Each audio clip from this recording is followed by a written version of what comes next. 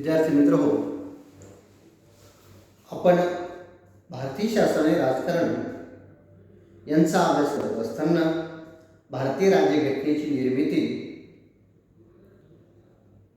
निर्मितीचा आढावा, भारतीय राज्यघटनेची वैशिष्ट्ये आणि प्रस्ताविका पहिल्या प्रकरणामध्ये यांचा अभ्यास केलेला आहे. त्यानंतरचं प्रकरण आपण बघितलेलं होतं ते म्हणजे केंद्रीय कार्यकारी मंडळ. यामध्ये राष्ट्रपती, संसदेची दोन्ही अंगे यांचाही आपण अभ्यास केलेला होता. याशिवाय भारतामध्ये सर्वोच्च न्यायालयाची स्थापना, कार्यपद्धती याचे देखील आपण सादर चर्चा त्या ठिकाणी केलेली होती. आज आपण या द्वितीय सत्रामध्ये प्रथम वर्षाच्या पदार्पण करत आहोत. या द्वितीय सत्रामधील प्रथम तासिकेमध्ये आपण केंद्रीय कार्यकारी मंडळामध्ये ज्या प्रकारची शासन व्यवस्था आपण स्वीकारलेली आहे तशाच प्रकारची शासन व्यवस्था भारताच्या प्रत्येक घटक राज्यामध्ये राज्य शासन व्यवस्था स्वीकारलेली आपल्याला दिसून येते. आपण केंद्रीय कार्यकारी मंडळाची चर्चा करत असताना बघितलेले होते की भारत हे एक संघराज्य आहे. संघराज्य म्हटलं की त्यामध्ये केंद्राचं कार्यकारी मंडळ आणि राज्यांचे कार्यकारी मंडळ हे वेगळे त्या ठिकाणी असावे लागतात. भारत हे केंद्राकर्षी पद्धतीनुसार एक संघराज्य निर्माण झाले, म्हणजे केंद्राकडून प्रत्येक घटक राज्याला आपापल्या परीने सत्ता त्या ठिकाणी बहाल केलेली आपल्याला दिसून येते. मग या घटक राज्यांचे जे की शासन व्यवस्था आहे ती शासन व्यवस्था कशा स्वरूपाची निर्माण करण्यात आलेली आहे याचा देखील आपल्याला अभ्यास करायचा. आणि या शासन व्यवस्थेची कोणकोणती अंगे त्या ठिकाणी आपल्याला दिसून येतात आणि ही अंगे कोणकोणत्या स्वरूपाचे कामकाज त्या ठिकाणी करत असतात याचा देखील आपल्याला अभ्यास त्या ठिकाणी करायचा आहे. आपल्या संविधानाने संसदीय शासन पद्धतीचा स्वीकार केला असल्यामुळे एकूण राजकीय व्यवस्थेला आगळे वेगळे महत्त्व प्राप्त झालेले आपल्याला दिसून येते. राज्य प्रमुख आणि शासन प्रमुख अशी दोन्ही रचना या पद्धतीचे वैशिष्ट्य आपल्याला दिसून येते. राज्य प्रमुख हे कार्यकारी मंडळाचे नामधारी प्रमुख असून शासन प्रमुख हे वास्तविक रिअल प्रमुख असतात. अशी रचना जसे केंद्रात आहे तशा स्वरूपाची रचना राज्यामध्ये देखील आपल्याला बघावयास भेटते. राज्यपाल हे नामधारी प्रमुख त्या ठिकाणी काम करत असतात. ज्याप्रमाणे केंद्रामध्ये राष्ट्रपतीचा अधिकार त्या ठिकाणी असतात तशाच स्वरूपाचे नामधारी प्रमुख हे घटक राज्यांचे त्या ठिकाणी राज्यपाल म्हणून त्या ठिकाणी काम करत असतात. राज्यपाल हे राज्याचे प्रमुख असतात आणि मुख्यमंत्री हे शासन प्रमुख असतात. केंद्रीय रचनेत राष्ट्रपतींना जसे स्थान असते तसे राज्यात राज्यपालांना असते. आणीबाणी जाहीर करणे, युद्ध, शांतता, परराष्ट्रीय धोरण आणि घटना दुरुस्ती करणे यासारख्या गोष्टींचा अभाव सोडला तर राष्ट्रपतींच्या कार्यासारखेच कार्य राज्यपालांना त्या ठिकाणी पार पाडावे लागत असताना आपल्याला दिसून येते. यानंतर राज्यकारभाराच्या दृष्टिकोनातून जर विचार केला तर विद्यार्थी मित्र हो, की घटक राज्य निर्माण करणे, त्यांचा शासन प्रमुख असणे, त्यांचे वेगळे कायदेमंडळ असणे, त्यांना स्वतंत्र उच्च न्यायालय असणे ही सर्व ब्रिटिश राजवटीचा वारसा भारताने नंतरच्या काळामध्ये म्हणजे स्वातंत्र्यानंतर चालू केलेला आपल्याला दिसून येतात. आपली जी काही शासन व्यवस्था आहे ती इंग्लंडच्या धर्तीवरती संसदीय शासन पद्धती म्हणून आपण त्या ठिकाणी तिचा स्वीकार केलेला आपल्याला दिसून येतं. म्हणून भारताची शासन पद्धती ही संसदीय शासन पद्धती म्हणून त्या ठिकाणी उदयास आलेली आपल्याला दिसून येते. घटक राज्यासाठी आपल्या राज्यघटनाकारांनी संघराज्यात्मक शासन पद्धतीचा स्वीकार केला आहे. राज्यघटनेत राज्यांचा संघ हा शब्द वापरण्यात आला. डॉक्टर आंबेडकरांना संघराज्य म्हणजे फेडरेशन हा शब्द अभिप्रेत होता. संघराज्यात्मक पद्धती निर्माण करण्यासाठी राज्यांची सहमती आणि संघराज्यातून फुटून निघणार नाही या दोन तत्वांची आवश्यकता असते असे डॉक्टर आंबेडकर यांनी प्रतिपादन केले आहे. भारतीय संघराज्य विकेंद्रितात्मक प्रवृत्तीतून निर्माण झाले हे तत्व या ठिकाणी विचारात घ्यावे लागते. म्हणून आपल्या संघराज्याचे स्वरूप अमेरिका किंवा स्वित्झर्लंड यांच्यासारखे केंद्राकर्षी नाही. केंद्रीय शासनाला कमी अधिकार आणि राज्यांना अधिक स्वायत्तता आणि अधिकार हे त्यांच्या संघराज्याचे वैशिष्ट्य आहे. याच्या अगदी उलट भारतामध्ये केंद्र सरकार आणि बळकट करण्यात आले असून राज्यांना कमी अधिकार देण्यात आले आहे. विविधतेतून एकता ही हजारो वर्षापासून चालत आलेली परंपरा भारतीय समाज व्यवस्था अशा पद्धती स्वीकारण्याची कारणीभूत ठरलेली आपल्याला दिसून येते.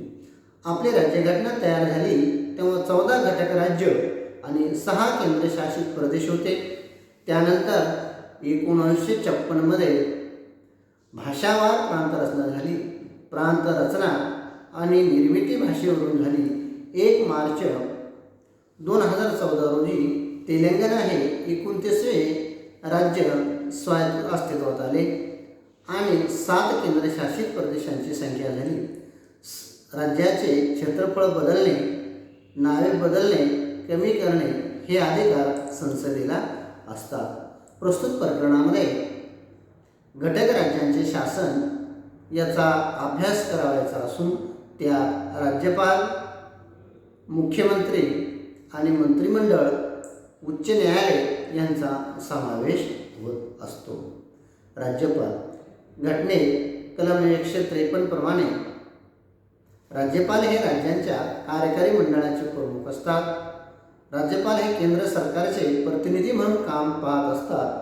केंद्रात राष्ट्रपतीचे जसे स्थान असते तशा स्वरूपाच्या राज्यामध्ये राज्यपालांचे स्थान असते. प्रत्येक राज्यासाठी राज्यपालांची नेमणूक राष्ट्रपतीकडून कलम नंबर 155 नुसार केली जाते. काही प्रसंगी एकाच राज्यपालांना 2 राज्याचे प्रशासन देखील पाहावे लागत असताना आपल्याला दिसून येते. राज्यपालाची नेमणूक. राज्यपालाची नियुक्ती भारताच्या राष्ट्रपतीकडून होत असते. या संबंधी पंतप्रधान राष्ट्रपतींना सल्ला देत असतात. तसेच ज्या राज्यात राज्यपालांची नेमणूक करावायची आहे त्या राज्यांच्या मुख्यमंत्र्याशी विचारविनिमय केला जातो. अर्थात ही एक चांगली प्रथा आहे. या संबंधी दुसरी एक प्रथा सुरू झाली ती म्हणजे राज्यपाल ज्या राज्याचे रहिवासी असतात त्या राज्यात त्यांची नियुक्ती केली जात नाही. स्थानिक पक्षीय राजकारणापासून राज्यपालांनी अलिप्त राहावे आणि केंद्र राज्य संबंध चांगले राहावेत म्हणून ही परंपरा निर्माण झालेली आपल्याला दिसून येते. राज्यपाल पदासाठी पात्रता. ज्यांची नेमणूक करावयाची तो भारताचा नागरिक असावा लागतो आणि त्यांचे वय 35 वर्ष पूर्ण असावे. अपात्रता निश्चित करण्यात आली आहे. शासकीय नोकर किंवा कोणत्याही सभागृहाचा प्रतिनिधी नसावा. तो थकबाकीदार देखील त्या ठिकाणी नसावा. म्हणजे राज्यांचा राज्यप्रमुख राष्ट्रपती नियुक्त करत असताना त्यांच्या देखील काही पात्रता भारतीय राज्यघटनेने ठरवून दिलेल्या आहेत. या पात्रतामध्ये ज्याप्रमाणे प्रत्येक निवडणुकीमध्ये आपल्याला तो भारताचा नागरिक असावा लागतो तशा स्वरूपामध्ये राज्यपालांची नियुक्ती करणारा व्यक्ती हा भारताचाच नागरिक असावा ही पहिली अट सर्वश्रुत आहे. त्यानंतर दुसरी अट म्हणजे राज्यपालपदी नियुक्त होणारी जी काही व्यक्ती आहे त्या व्यक्तीचं वय हे 35 वर्ष पूर्ण असावे लागते आणि संसदेने जे काही पात्रता वेळोवेळी निश्चित केली आहे त्या सर्व त्यांनी पूर्ण केल्या गेलेल्या असल्या पाहिजेत. तो शासकीय नोकर किंवा कोणत्याही सभागृहाचा प्रतिनिधी नसावा. थकबाकीदार, दिवाळखोर नसावा. या पदासाठी राजकीय क्षेत्रातला अनुभव, शैक्षणिक पात्रता, प्रभावी नेतृत्व, व्यक्तिमत्वाची छाप, प्रशासकीय अनुभव इत्यादी गोष्टी विचारात घेतल्या जातात.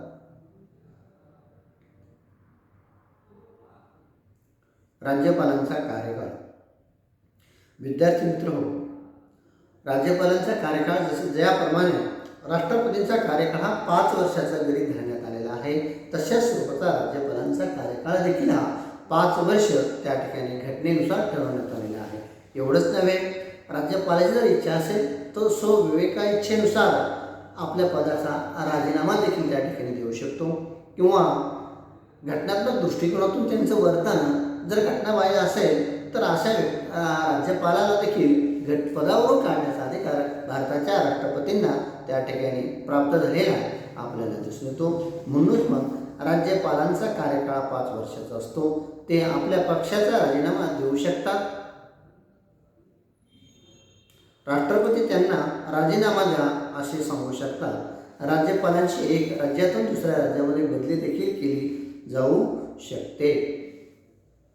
त्यांचा कार्यकाळ संपला तरी नवीन राज्यपालांची नेमणूक होईपर्यंत पूर्वीचे राज्यपाल पदावर राहत असतात. इसवी सन 1989 मध्ये श्री विश्वास प्रताप सिंग यांचे राष्ट्रीय फ्रंट सरकार असताना सर्व राज्यपालांनी राजीनामे द्यावेत असे सांगितले होते, कारण त्यांच्या नेमणुका काँग्रेसच्या राजवटीत झाल्या.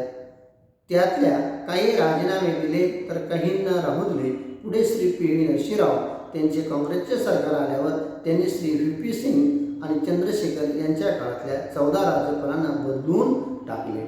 म्हणजेच या ठिकाणी सत्ताधारी पक्षाचा म्हणजेच केंद्रीय कार्यकारी मंडळाचा देखील राज्यपालाच्या नियुक्तीवरती प्रभाव पडताना आपल्याला या ठिकाणी दिसून येत असताना आपल्याला सरकार बदल की सरकार धार्जिने प्रत्येक राज्यामध्ये राज्यपाल त्या ठिकाणी ठेवण्याची तरतूद एक प्रघात भारतामध्ये निर्माण झालेला आपल्याला दिसून येतो. काँग्रेस प्रणित पुरोगामी आघाडीने जुलै 2004 मध्ये गोवा, उत्तर प्रदेश, हरियाणा, गुजरात येथील राज्यपालांना राष्ट्रीय संघाच्या विचाराचे म्हणून राष्ट्रपती डॉक्टर ए.पी.जे. अब्दुल कलाम राजी देण्यास सांगितले होते. राज्यपालांनी तटस्थ राहावे, या पदावरची व्यक्ती कर्तृत्ववान, नामवंत, अधिक असावी ही प्रथा श्रीमती इंदिरा गांधींच्या काळापासून पाळली गेली नाही. 1967 नंतर केंद्रात आणि राज्यात वेगवेगळ्या पक्षांची सरकारे येऊ लागली, आघाड्या निर्माण होऊ लागल्या. राज्यपालांचा 5 वर्षाचा कार्यकाळ पूर्ण होत नाही. राज्यपालपद राजकीय पक्षांनी परस्परांची हेवेदावे करण्यासाठी वापरलेले आहे.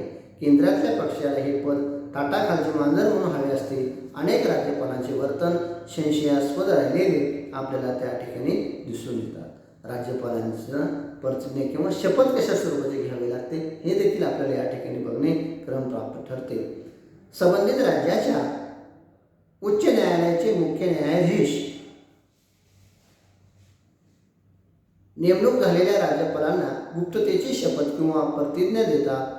राज्यपाल आपल्या कृतीसाठी न्यायालयाला जबाबदार नसतात. कोणत्याच प्रकारचे खटले त्यांच्यावर चालविले जात नाही. राज्यपालांचे वेतन आणि भत्ते. राज्यपालांचे भत्ते, पगार ठरविण्याचा अधिकार संसदेला त्या ठिकाणी प्राप्त होत असतो. सध्या त्यांना सर्व मिळून जवळपास 36,000पेक्षा जास्त वेतन त्या ठिकाणी मिळत असते. राज्यपाल भवन हे त्यांचे मोफत निवासस्थान असते. वेळोवेळी मोफत वैद्यकीय सेवा त्यांना प्राप्त होत असतात. 2008 पासून त्यांचे वेतन 1,10,000 रुपये करण्यात आलेले आपल्याला दिसून येते किंवा प्रत्येक टप्प्यामध्ये राष्ट्रपतींच्या वेतनामध्ये देखील वाढ झालेली आपल्याला काळानुरूप त्या ठिकाणी आपल्याला बघायला भेटते. अशा स्वरूपाचे भारतामध्ये राज्याचे प्रमुख म्हणून राज्यपाल पद हे राज्यघटनेच्या नियमानुसार त्या ठिकाणी निर्माण झालेलं आहे आणि राज्यपालांची नियुक्ती करत असताना भारताचे राष्ट्रपती त्यांची नियुक्ती करत असतात. परंतु नियुक्ती करत असताना केंद्रीय कार्यकारी मंडळामध्ये ज्या पक्षाचे सरकार असते, ज्या पक्षाची सत्ता असते त्या पक्षाचा वर्चस्व राज्यपालाची नियुक्ती करताना त्या ठिकाणी होत असताना आपल्याला दिसून येतो. राज्यपालपदी ज्या व्यक्तीची निवड होत असते तो अत्यंत कायदेपंडित असला पाहिजे, हुशार असला पाहिजे, सामाजिक आणि राजकीय सगळ्या जाणीवा त्याच्या प्रगल्भ असल्या पाहिजेत असा रिवाज त्या ठिकाणी होता.